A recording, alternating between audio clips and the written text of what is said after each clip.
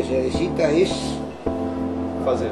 claro, porque el concepto de repente este es mucho más interesante, mucho más fácil de hacer que el concepto de televisión comunitaria. El concepto de televisión comunitaria hay que producir, crear y transmitir. Também esto es producción. Olha, essa é uma produção. Tem a tela fez belíssimos. Todo ponto ele recebe um kit de cultura digital, que é uma câmera de vídeo digital, um equipamento de gravação de CD e 3 computadores que funcionam como ilha de edição, operando em software livre, para que ele possa produzir autonomamente seu audiovisual. O princípio era um ponto, um ponto inspirado pelas obras de graças da inspiração solidária, que se juntou a mais um ponto e a outro, mais outro, e assim de ponto em ponto nasceu a linha.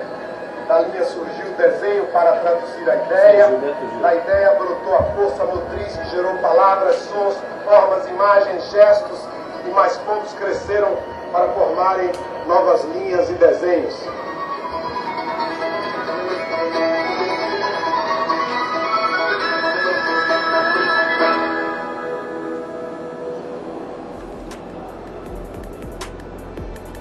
Esse foi um pouco a observação aqui.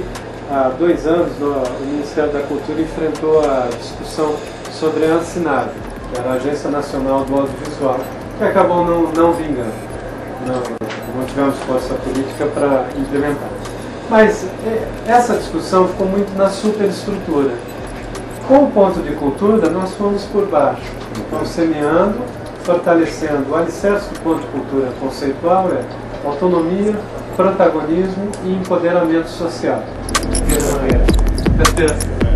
Diretamente relacionado à participação social, a gente cria uma estrutura de comunicação, uma estrutura de produção audiovisual em que permite que diversos pontos de cultura de todo o Brasil, de várias partes do Brasil, presentes nesse espaço, possam produzir a sua documentação instantânea de forma livre e compartilhada, ou seja, de forma coletiva. Os pontos de cultura vão para diversos espaços onde acontecem reflexões sociais, reflexões dos organismos sociais, e essa produção diária, em geral são vídeos entre 3 e 5 minutos, produzidos por diversos pontos de cultura de várias partes do Brasil, são montadas lado a lado, formando esses diversos fragmentos, montam um programa de meia hora chamado, nesse momento a gente está chamando de Mosaico Social Mercosul, até porque esse processo está acontecendo agora, nesse